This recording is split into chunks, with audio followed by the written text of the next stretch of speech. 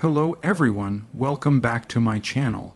Today's video focuses on a highly sensitive and dangerous geopolitical development. Israel warning Italy as Italian warships move to protect humanitarian aid headed for Gaza. This issue is far more than a simple aid mission. It sits at the intersection of naval power, international law, diplomacy, and the constant risk of military escalation in one of the world's most volatile regions. Gaza remains under extreme humanitarian pressure. Food shortages, medical supply gaps, fuel scarcity, and infrastructure collapse have pushed the civilian population into a state of ongoing crisis. International organizations and governments have repeatedly raised alarms, calling for immediate and unhindered aid access. At the same time, Israel maintains that Gaza is controlled by militant groups that actively seek Israel's destruction and use civilian infrastructure, including aid routes, to support military operations. This fundamental disagreement defines the entire conflict around aid delivery. Israel has enforced a naval blockade around Gaza for years, arguing that it is a legal and necessary security measure designed to prevent weapons smuggling by sea. Israeli officials insist that without strict control, advanced weapons, missile components, and dual-use materials could easily reach militant groups. From Israel's perspective, the blockade is not about collective punishment, but about survival and deterrence. Italy's decision to deploy warships to help protect Gaza bound aid shipments therefore represents a major shift. Italy is not just any country. It is a NATO member with a capable navy and long-standing ties across the Mediterranean. The presence of Italian naval vessels near Gaza immediately raises the stakes. For Israel, foreign military escorts challenge the existing balance of power and threaten to weaken enforcement of the blockade. Israel's warning to Italy was clear and deliberate. Israeli leadership emphasized that any naval movement toward Gaza must be coordinated with Israeli authorities. Unilateral actions, even if framed as humanitarian, would not be accepted.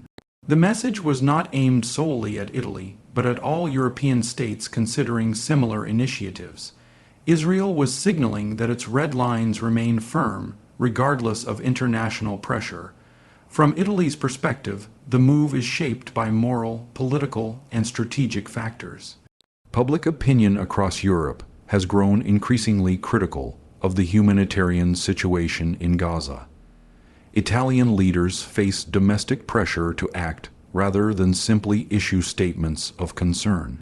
Escorting aid with naval vessels allows Italy to demonstrate tangible commitment to humanitarian principles and international law. However, using warships for humanitarian protection is inherently controversial. Warships symbolize state power and military readiness. Their presence transforms aid delivery from a civilian operation into a strategic maneuver.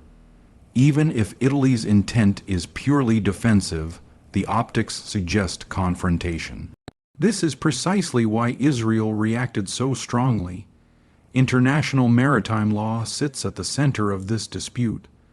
Under the law of armed conflict at sea, naval blockades can be legal if properly declared, enforced, and proportionate. Israel claims its blockade meets these conditions. Critics argue that the humanitarian impact of the blockade outweighs its security benefits and that third-party states have a moral obligation to intervene when civilians suffer. If Italian warships attempt to escort aid ships through the blockade without Israeli consent, Israel would face a dangerous dilemma. Intercepting a NATO member's vessels could trigger a diplomatic crisis and damage relations with Europe. Allowing them through could undermine the blockade entirely, setting a precedent that other states might follow. Either choice carries long-term consequences. The military risks are real.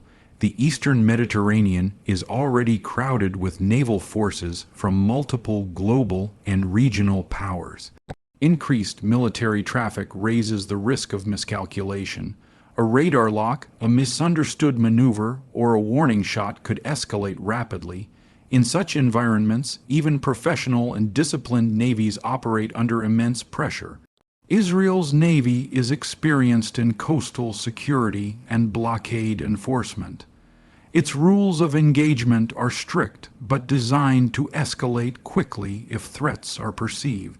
Italian naval forces are also highly professional, accustomed to multinational missions, but their role near Gaza would involve unprecedented complexity. Protecting aid, avoiding confrontation, and responding to potential threats simultaneously is an extremely delicate task. Diplomatically, Israel's warning serves as deterrence. It reinforces Israel's demand that all aid be delivered through approved channels with inspection mechanisms.